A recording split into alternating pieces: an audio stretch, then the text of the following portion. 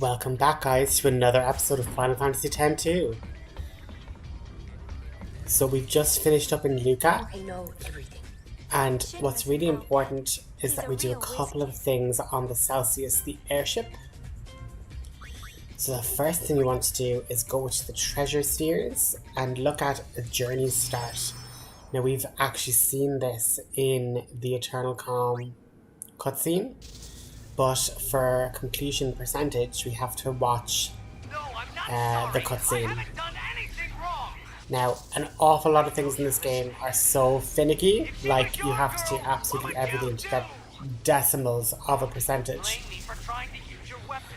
But I'm kind of going to go through everything you can kind of get on the Celsius, and just a warning now before we get too far into the series, I grind a lot now, because I would rather grind now and then blitz through easier parts of the game. And kind of one little sub-challenge I did was I wanted to kind of try and complete each Dressphere as I got it. So by the end of the video, we're going to be massively jumped in levels. I know everything. But basically, it's all going to be through the creature creator here. You can basically battle enemies, capture fiends, all that jazz. I'm not going to go too into the capturing of fiends. I'm going to basically capture one fiend, or one or two fiends, level them up, and then release them to get an achievement. But beyond that, I'm just using it to grind out levels for the girls. And basically, you do this through the Fiend arena here. And what I was doing originally was I was going into the battle simulator. I was fighting with the girls but letting them get KO'd so they wouldn't gain experience but still gain AP for the skills that they're using and things like that. But eventually I just decided, no, I'm just gonna fight the enemies, get level ups traditionally, and as well as that, do a particular tournament 3 times in order to get basically doing tournaments in this gives you special access to Dresspheres that weren't in the original release of the game. And essentially, just to remind everybody, whenever a character uses a skill like Steel, like Pilfergale, like Darkness Dance, like Sentinel, they gain AP, and those AP go towards them learning new abilities in their Dresspheres or their job classes. And because of the Fiend arena, if you die here, you don't get a game over, which doesn't send you back to reload a save. So you are actually able to use abilities, gain AP, but then not gain EXP and not level up too much. But I very quickly gave up on that plan because it was just too hard. It was just nearly impossible to do the grind. But basically, what I also used this for, because there's another achievement for completing the Bestiary, it's called. And that's basically where you get every single Fiend catalogued into I suppose a journal of sorts. And what's interesting about 10.2 is that, a bit like the Fiend arena, you're able to fight enemies. But instead of having unique Fiend creations, what this game basically does is for every type of flan you defeat, once you reach a certain number, that flan will oversoul the next flan you encounter. And basically, oversouled enemies are more strong, typically have more HP, have different abilities, and are typically harder to kill and have different item drops and things like that. And what makes this more complicated is, for Shinra's Bestiary, he needs every single enemy in the game to be encountered as well as their oversouled variant. So, you know, I basically discovered very early on that you can use the Fiend arena to also oversoul creatures, and that's when I decided, okay, if I need to oversoul, I need to be defeating the enemies and therefore collecting the enemies for the Bestiary, which I did quite successfully, as we'll see later on in the video. But as you can see, you know, with repeated uses of abilities and like singing and dancing, we're able to get a lot of AP for the girls without actually, you know, doing damage or, you know, defeating the fiends. And I'm putting it on normal speed because for ages in like the PS4 version, the sing command didn't actually play the audible sound of the girls singing. So I was delighted to know that in this port the girls sing and you can hear it, so it is lovely. But basically, yeah, I just took a while and then eventually I would just flee or use the escape command to end the battle there. We didn't get any experience, but we got some AP from the fight. But yeah, very, very quickly I got kind of sick of that sort of, I suppose, grind. Like, I was getting AP, I was learning new abilities, but it just was so slow, because you do also gain AP from defeating enemies as well.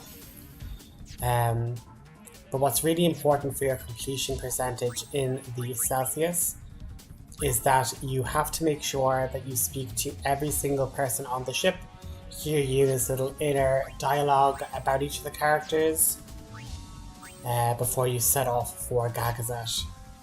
Because again, this could be literal fractions of percentages, you know? But that's the Fiend Arena. I definitely stay there for quite a long time. But another thing for this series, just so you guys are aware, is that to make multiple saves at multiple points, because it can be very easy to just make a slight mistake and all of a sudden you're knocked out of getting your 100% playthrough in one go, which is quite frustrating. What can I do for you? But again, we speak to the Barkeep in No one knows his real name, in the so cabin. everyone just calls him Barkeep. Brother took him in, and now he works And this is for the basically going to be Airship. everybody on the airship for this. She speaks to someone, she has a monologue, and then you know that you're done. Basically, I was using Pilfer Gull a lot, and what can be handy is when you use an item, you also gain AP. So I was just buying lots of potions. Since we'd be getting hit a lot, I can just have the girls throw potions to each other, and they'd be generating lots of AP as well. But another thing that the creature creation can do is you can capture fiends to add them to your party.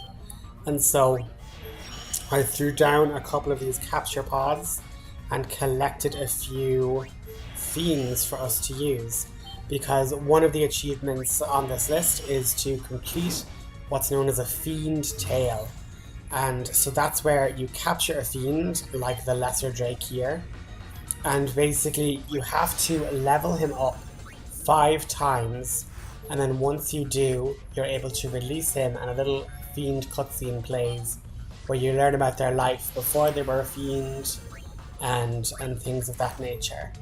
So I kind of recruited a couple here, Red Elemental, Sangan, and then these can basically fight with you or instead of party members like Yuda, Rikku and Paine, depending on the size of the creature. And basically a fiend battle looks a little bit like this, but they all work autonomously. So you just go to party members and you can equip them with different items and things, but you go to party members, sub them in, and then once they're in battle, you can just put up the battle speed and they will basically just do fights on their own and gain EXP, gain levels, and then once you get them 5 different levels, you're going to be able to release them. And I kind of did that in the background, so that wasn't too bad. But then what I decided to do after I got the girls leveled up a bit more was to head for a tournament. And once you beat the standard cup, you unlock the psychic Dressphere, which is a super awesome Dressphere that's quite useful. Now, I had been training Rikku up as a thief and she had learned the borrowed time skill, which is pretty amazing. There ain't nothing I And can't steal. what Yuna can do while we're kind of getting Let's get the moving. people stopped is she can cast silence with her silence dance, and we're now able to then stop an awful lot of the people And stop from borrowed time lasts ages, but while they're silenced, they can't cast spells. That's super useful. And Paine, thanks to her getting a good few warrior skills, has actually elemental damage to hurt the opponents there, which is great. And even while they're stopped, there's no harm in just getting more AP for Yuna by keeping her dancing throughout the battle. And as I say, Paine's going to be doing the majority of the damage here, so Rikku might as well be getting some AP by throwing some potions down. And the other item you get from this tournament is if you win it once, you get the Psychic Dressphere, which is very useful. Really powerful Dressphere in general. But if you win it 3 times, you unlock the hard mode as well as a new garment grid to allow you to get triple the AP in battle. So we are definitely going to be getting that and using that. And basically there's another trophy we get, which is where it's dressed for the occasion. And if Yuna, Rikku and Paine all change their Dressphere in one battle, you get that trophy. And basically they do that many a time because in the Intrepid Dressphere, or in the Intrepid garment grid, the girls, when they change 3 Dresspheres around the grid, they gain triple AP.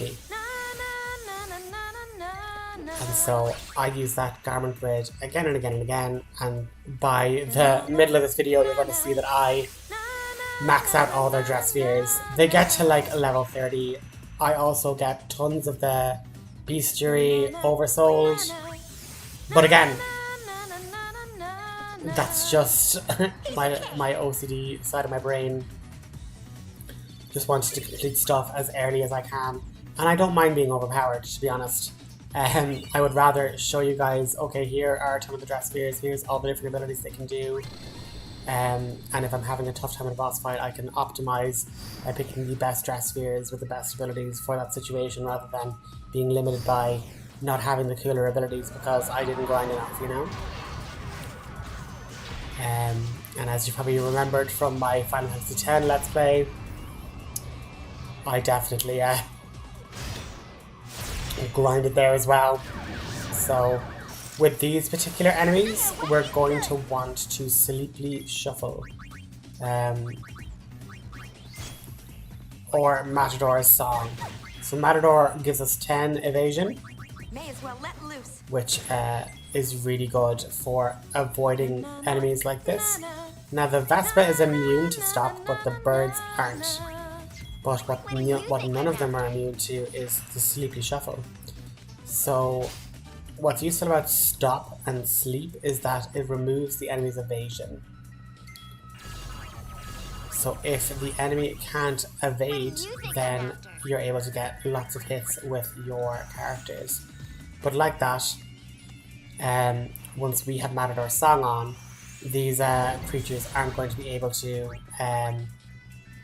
hit us either, which is quite good. Now unfortunately Rikku, I meant to borrow time the other bird, but I accidentally did it to the wasp, which is immune to stop, but none of them are immune to sleep. So now that they're all asleep, we're going to want to just attack down while they're all sleeping. And since we Matador songed, it's going to be very unlikely that we're going to be hit ever again. So Unicorn can just keep on dancing away. But as you can even see from Riku's borrowed time, like the stop effect lasts a long time. And the one nice thing with Thief and Warrior, they can chain really well together to get like a 1-2 and then a third hit in to do a ton of damage. And like that, Yuna's just gonna keep on dancing. Non-stop sleep. It's just unfortunate that Riku ran out of MP, but we're still low enough level that can be a bit tricky. And the nice thing about sleep is that you can still chain when a creature is asleep. What's frustrating is that when a creature is stopped, the chain bonus doesn't apply. But, and this is what's interesting about the songstress's version of sleep, is that normally once you are physically attacked you would wake up, but the effect of sleep is specifically held until the dance stops. So, you know, if the girls are asleep, for example, by an enemy effect, they just need to be hit once and they're woken up. But the sleepy shuffle keeps them asleep for the foreseeable. And like that. So between Matador Song and Sleep or Stop, the songs just can literally turn off the battle for the other two girls to just have complete, you know, control of whatever they want to do on the battlefield, which is nice. Now Yuna just learned to breakdance, which is the same as, you know, basically stop to all enemies.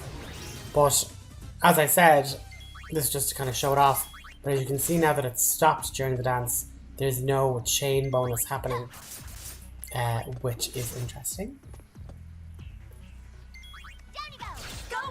But now that she has breakdance, really there's not an awful lot that the enemy can do. Unless we get hit with a strong magic force. But the No Fear are just Machina and they're vulnerable to stop. So we're able to either borrow time or break dance, and this match is pretty much over.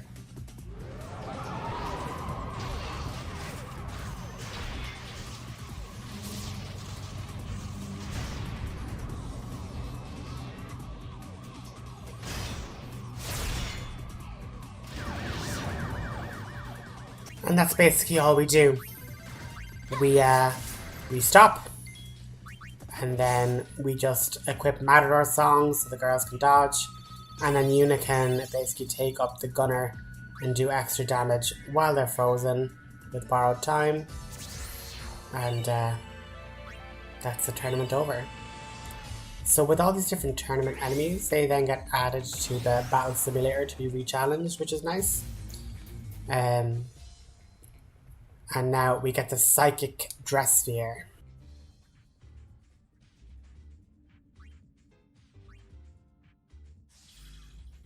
Just quickly to say as well, I just thought I'd splice this in here. When I captured a couple of Fiends, I leveled up Sangan enough to, as you can see, the story episode is complete. The Fiend tale we can now watch.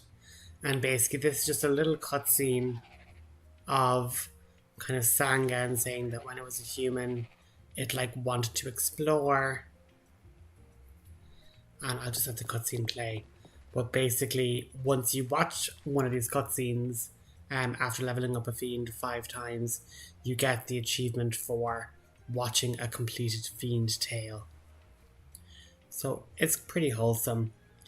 But I just wanted to have this little interlude in between, just talking about the video and that. So I'll leave the cutscene play, and this was an example of Sangan's Fiend Tale cutscene.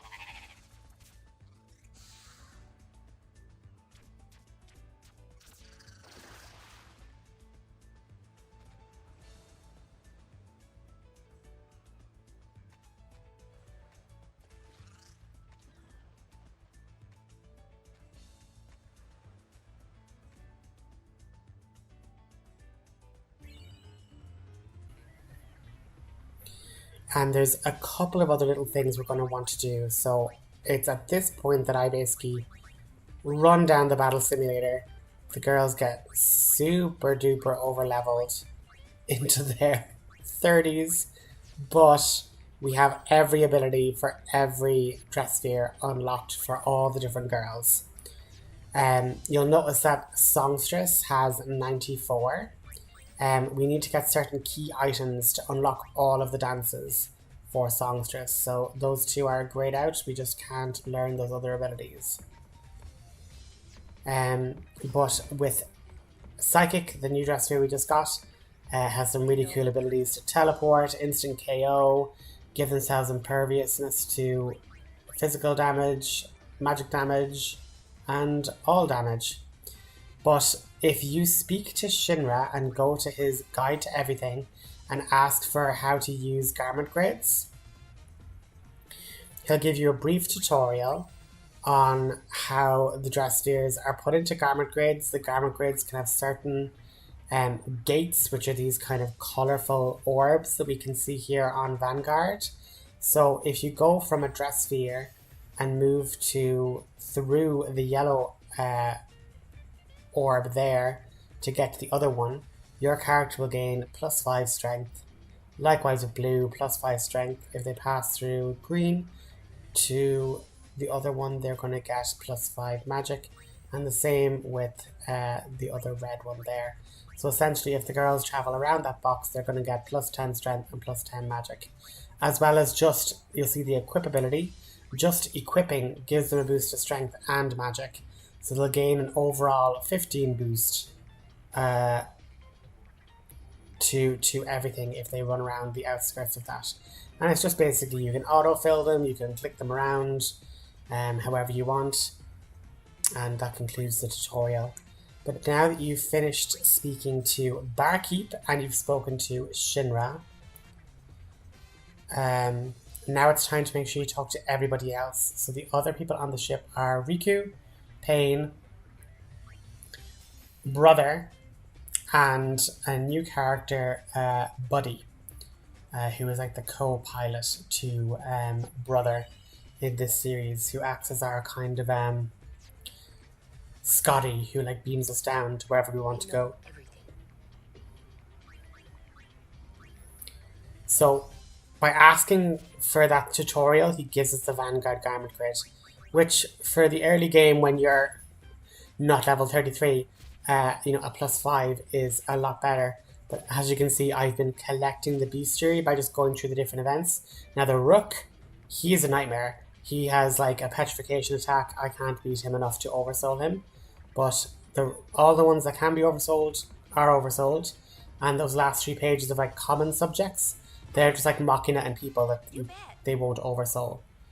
So they're just in that section separate. But now let's talk to Rikku. It looked like you. I couldn't say for sure.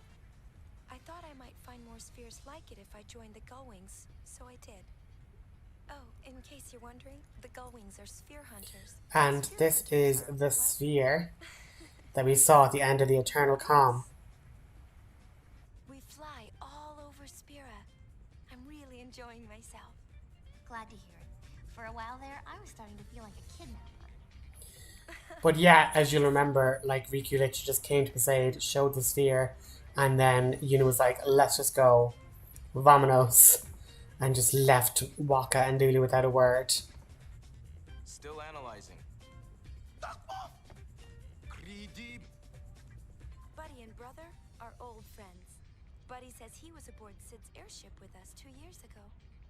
When I told him I didn't remember, he seemed disappointed. And as you can now see, our Albed Primer journey begins anew. Yuna doesn't know Albed. Yuna, has my talking gotten better? He really has improved quite a bit. He told me that he practiced just so that he could talk with And me. this is basically our little side quest of collecting all of the Albed Primers, which I will also endeavour to do. They're just not as inconsistent places and as spread out, because Yuna has gotten 4 in the space of 2 conversations.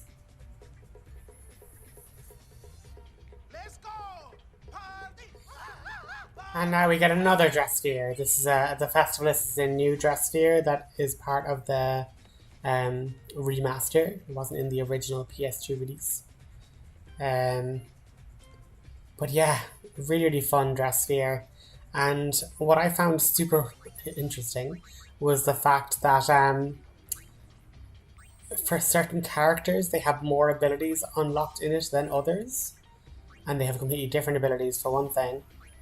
But yeah, I just found it really strange that for Paine and Rikku, they had way more abilities unlocked in it than Yuna did. And I couldn't really understand why, but it is what it is, I suppose. And yeah, as it says there, the abilities on it vary by character.